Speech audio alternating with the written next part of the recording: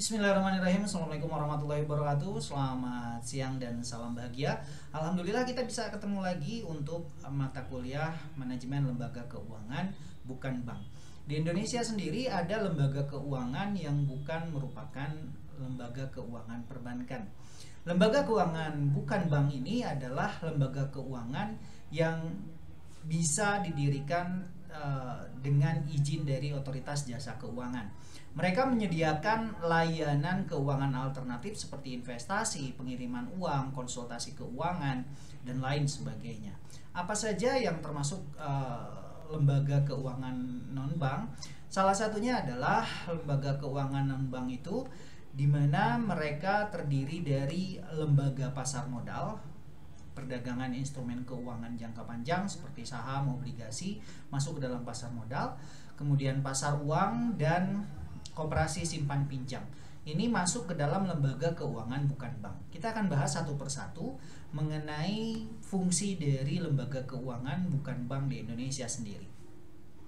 Fungsi utama dari lembaga keuangan bukan bank yakni satu, mengurangi penimbunan dana, di mana fungsi utama dari lembaga keuangan bukan bank ini menghubungkan antara nasabah, penabung, dan peminjam untuk mengurangi uang tunai yang tersembunyi. Yang kedua, lembaga keuangan bukan bank membantu sektor rumah tangga memberikan pinjaman dan mempromosikan kebiasaan menabung di masyarakat. Yang ketiga, mendukung usaha kecil, memfasilitasi investasi dan pembiayaan untuk bisnis kecil dan menengah. Perannya lembaga keuangan dalam pemerintah dan ekonomi. Peran lembaga keuangan dalam pemerintah yakni mendukung pemerintah daerah maupun pemerintah pusat.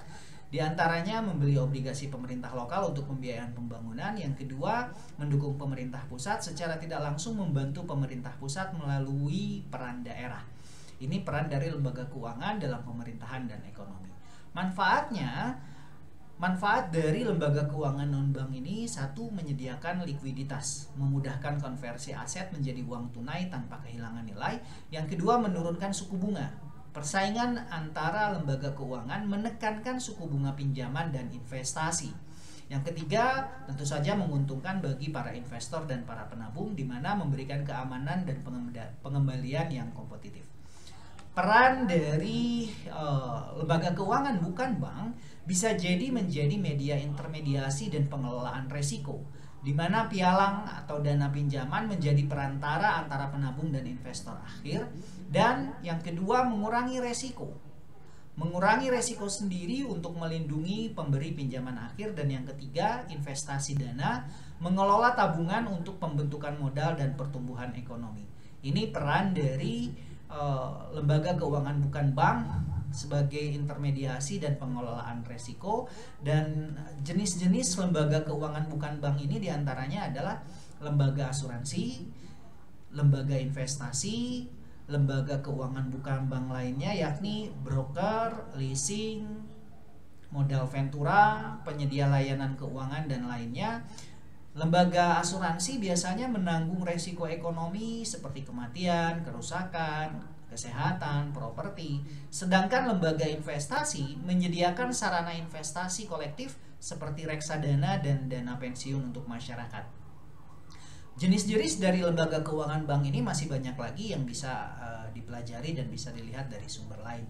Lembaga keuangan bukan bank, di mana ada yang tadi saya sebutkan broker, kemudian ada yang disebutkan dengan koperasi, dengan pasar modal, di mana lembaga keuangan bank ini berperan sebagai lembaga perdagangan instrumen keuangan jangka panjang seperti saham dan obligasi, perdagangan investasi, hutang jangka panjang dan jangka pendek dengan tingkat keamanan tinggi, dan juga mengelola koperasi, menyalurkannya langsung kepada anggota koperasi. Apakah lembaga keuangan ini lebih bermanfaat dibandingkan lembaga keuangan pemerintah? Ya tentu saja yang utama lembaga keuangan pemerintah atau perbankan. Lembaga keuangan bukan bank ini merupakan pendukung stabilitas dan efisiensi pasar keuangan nasional. Ini peran dari lembaga keuangan bukan bank atau peran vitalnya. Kemudian lembaga keuangan bukan bank ini merupakan pelengkap untuk mendorong pertumbuhan ekonomi. Jadi antara bank dengan lembaga keuangan perbankan saling melengkapi untuk mendorong pertumbuhan ekonomi dan memenuhi kebutuhan bisnis, rumah tangga, dan sektor publik, di mana mereka bisa saling melengkapi antara perbankan dengan lembaga keuangan lainnya. Untuk itu, untuk lebih jauh lagi membahas mengenai lembaga keuangan bukan bank, kita akan bertemu lagi di pertemuan selanjutnya. Terima kasih atas perhatiannya. Mohon maaf apabila ada kekurangan dan kesalahan. Wabillahi taufiq wal hidayah. Wassalamualaikum warahmatullahi wabarakatuh. Selamat siang dan salam bahagia. Saya Indra Dermawan.